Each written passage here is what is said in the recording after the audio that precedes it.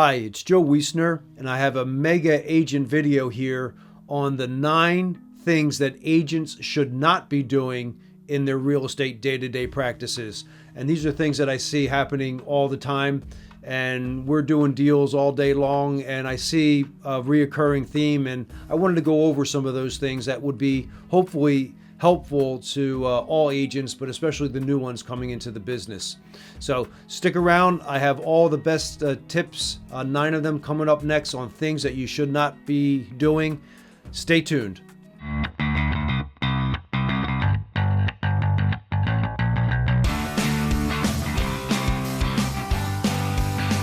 Hi, I'm Joe Wiessner.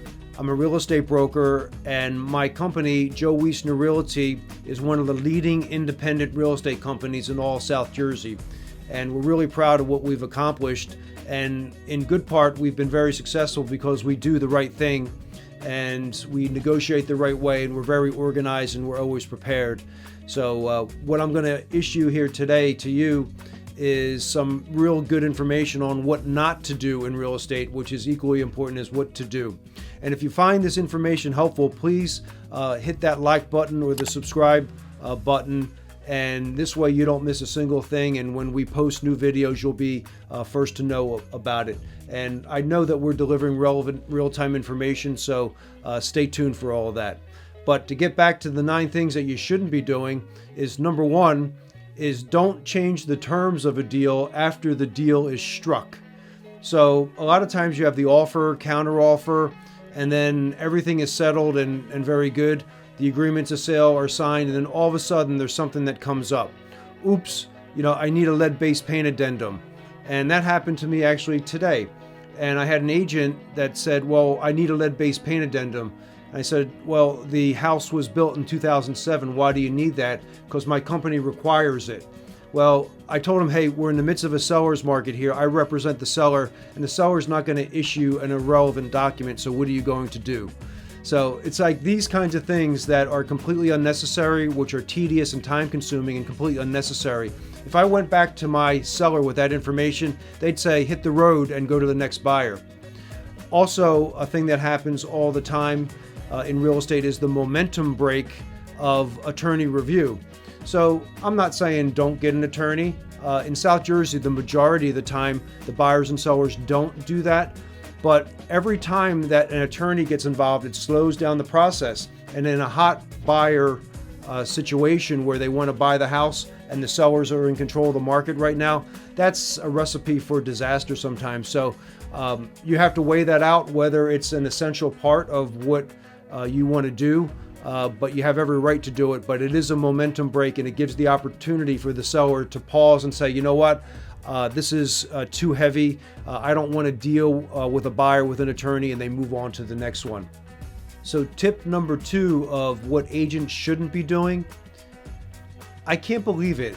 As long as I'm in the business, the not understanding, but I think they understand completely. They just try to obfuscate the language, which is kind of amusing to me in a way. Maybe they're trying to trip up a rookie agent, but when the veterans get a hold of the as-is language, there's all kinds of gyrations that happen around this language and the home inspection especially. So a lot of agents want to use the term for informational purposes only. That's fine. There's other language that is used that kind of misrepresents what the home inspection rights of the buyer really are. Well, the buyer always has a right to do a home inspection. If the seller says, hey, I'm not going to make any repairs, most of the times in this market, the buyer knows that up front. But the buyer still has a right to get the inspection, and they still have the right to cancel based on that inspection, unless there's other really, really strong language attached to that. So they have the right to inspection. They have a right to give a list of repairs, regardless whether the seller says it's as is or not. And the seller can respond in kind, well, I'm still not going to entertain anything that you put on that list because I told you right up front that it was as is. And at that point, the buyer has a choice. They could cancel the contract or they can carry on. So this whole thing where the as is, especially on the listing side, where they're trying to jam buyers in the properties, the buyer always has rights to get an inspection. They have a right to issue a repair list, and the seller has the right to accept that, reject that, or negotiate it. If the seller flat out rejects it, then the buyer can say, hey, I'm going to cancel the contract. They'll get out of the deal and they're going to get their deposit back. So I just wanted to make that clear.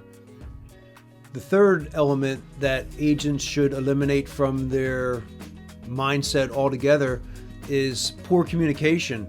And you got to communicate all the time. And your adversaries, because it's an adversarial relationship, but it doesn't mean don't communicate. So it doesn't matter if you communicate via telephone or you do it via email. A lot of texting goes on nowadays, and all of those are valid forms of communication.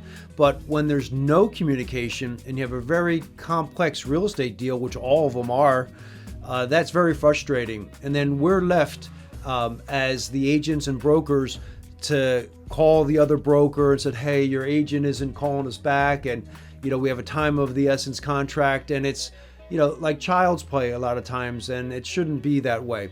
So get organized, number one. And I find that the agents that kind of duck and are non-responsive, they're just not very organized. So work on that and make that part of your daily business mindset and cycle and routine.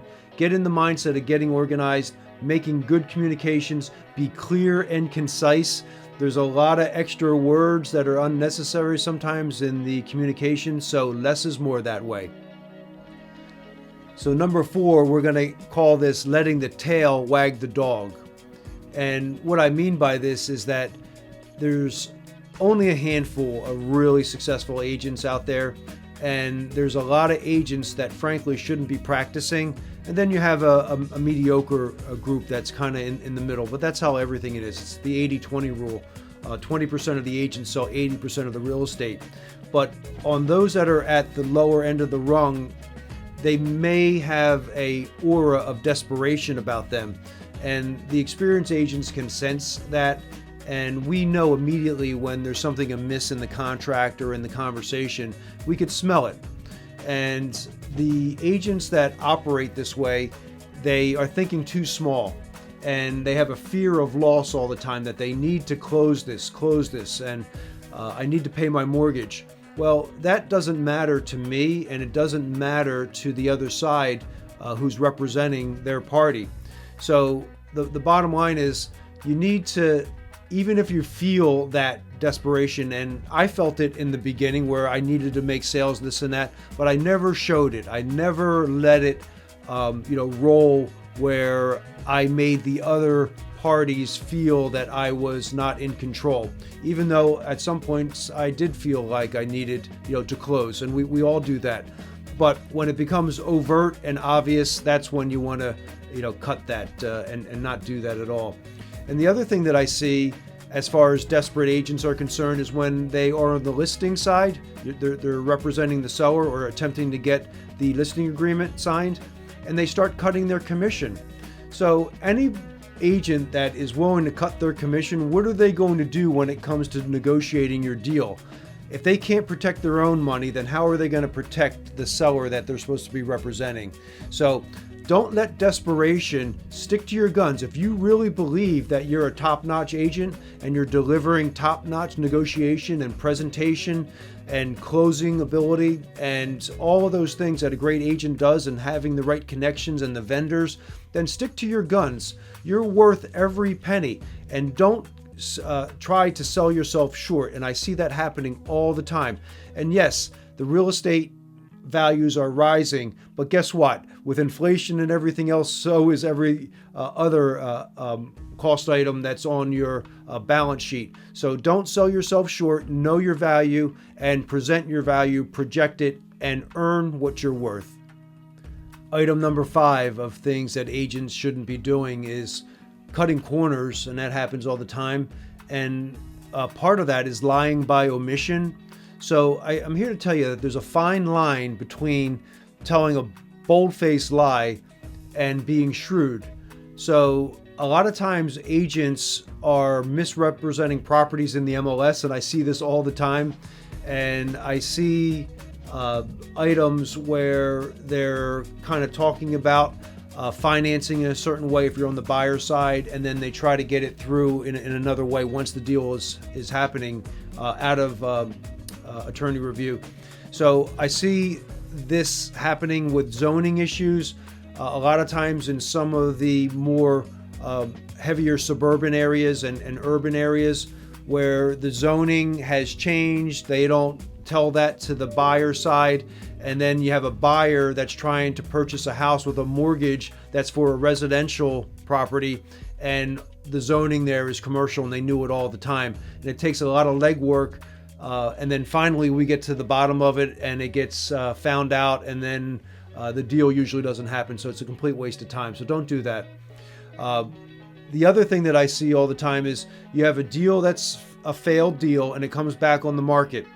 And the first question that any savvy agent is, well, what happened? Well, a lot of times there was an inspection issue that cropped up, and the listing agent is mum on that. That's a horrible thing to do, and something that we make it a point when we have a failed deal and there was a bad inspection and we have those inspections in hand, that we disclose all of that information. But a lot of agents on the listing side pretend like the inspection that happened, it didn't happen. So we always dig a lot deeper than that. And the bottom line is agents need to be forthcoming, and it's part of the licensing law that you need to disclose the material defects if you know them. If you have a bad home inspection, well, you need to let the other side know that if you do have that information. Same thing with any type of inspection. So don't sit on those inspection guys. We know better. Number 6, things that you need to be aware of, not a best practice. Agents that are really, really busy, that are doing offers day in and day out and counter offering and negotiating all day long. A lot of agents in their email correspondence don't have their cell number in the replies, in their email signature. And this is a complete time waster. It takes a busy agent. I have to look up the number. I have to go maybe into the MLS. I have to look through the offer sheets, and I have a stack of offers every single day. And it takes an incredible amount of time. So a word to the wise, a best practice would be make sure you put your phone number and your email, even though it may be at the top in your email to and from.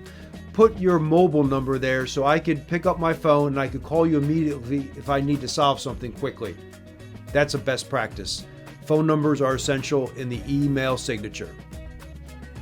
I find item number 7 incredible, and it's also email related, is the reply to all. So when you reply to all, I don't think some people know what that really means, but you're replying to the CCs, you're replying to the BCCs, and everybody that was in the to line. So in the arena where you have fiduciary relationships with your client, and you're replying all that way, you're showing the other side your cards. Why in the world would you do that? But I see this happening time and time again. And when I talk to my processor, because she gets a lot of this, I'm like, what in the world? What is going on with that? Why do they do it?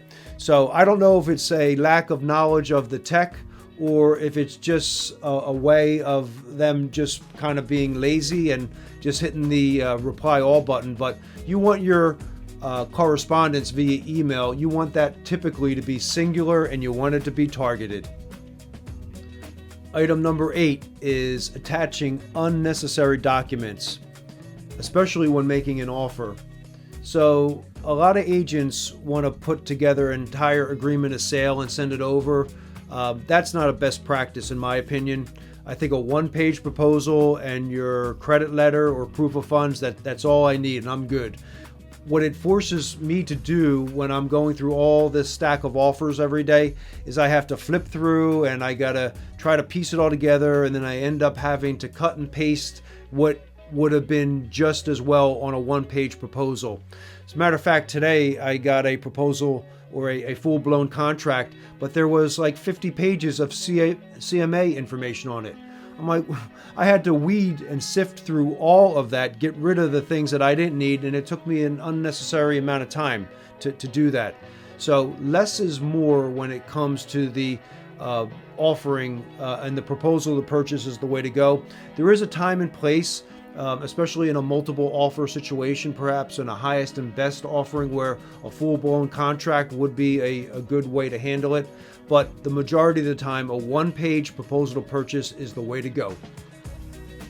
And in conclusion, number 9 is, this is a staple, a rule of thumb in all of business, is to underpromise and overdeliver. Let me repeat that. Underpromise and overdeliver. You're always good when you do that. But what I see a lot of times is agents doing the opposite. They're overpromising and then they underdeliver. And a lot of times this rears its ugly head in the dreaded take back. And this is where the agent has said something, they've overloaded their back with their mouth. They've made a promise that they know that they can't keep, and then they got to reel it back. So there's nothing worse, in my opinion, and it's not a pro look, pro form to do that kind of thing. I see that, for example, is in a negotiation where the agent wants to close quick for whatever reason on the buyer side. It's an FHA loan or a 203K, and I know full well that on average those deals take 35 to 45 days in best case scenarios, and for the 203Ks it takes 2 months. So the bottom line is, like, don't even offer that up if you know that that's going to be negotiated out that way. It's kind of like a effort and futility, and it wastes everybody's time. So the other thing that I see as an overarching element is that less is more. Agents talk too much. So when I'm negotiating, I have the tendency to not even speak a lot of times to the other side. I do it all in writing, so it's all memorialized, and it's all in email. It's written out. Because what you say, you start to get ahead of yourself, and then you start to say things in certain cases that you wish you hadn't said. And the things that you wish you hadn't said will always come back to bite you. So less is always more in the negotiation or in general when you're speaking. Just be clear and concise in your communication. It's okay to say that you don't know something. It's okay that you will need to go and find that answer. You need to ask your broker, or you need to ask somebody else, title clerk, etc. Because there's a lot of complicated things. I still get things that I see and don't know, and I said, listen, I'm gonna get back to you on that because I want to make sure that I'm giving you 100% of the right information. So best practice is to speak in ranges and scenarios and set real expectations. So I'll give whoever I'm representing, buyers or sellers, and I teach my agents in the office this, is set a series of expectations. If this happens, if you get this price, it's going to trigger this. If we are able to sell it within this time frame, then this will allow you to move on in the time frame that you want to. But you have to set realistic expectations. And I like to think in best case and worst case scenarios. And then this way I have everything in between covered. And I explain those scenarios. And that's what we really do as real estate agents and brokers, is we explain the options, which are scenarios, to our buyers and sellers. And the better we are at laying out those things, the more that you'll be respected in the business, and the more you'll become a name that people trust in the business as being, their realtor, their trusted go-to person when the real estate need comes up.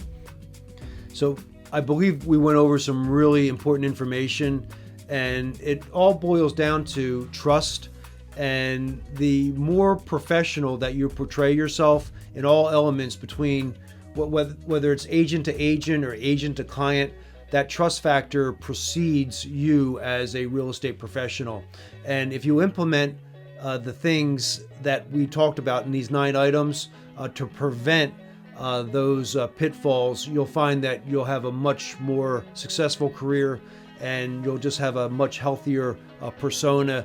And the people out there in the field, buyers and sellers, they'll enjoy working with you. And then the real estate professionals will know that you are top notch and somebody that they're going to want to work with in the future. So if you found this information helpful, please hit that like and subscribe button so you don't miss a single thing when we post more videos. And then I'll see you in the next Mega Agent video.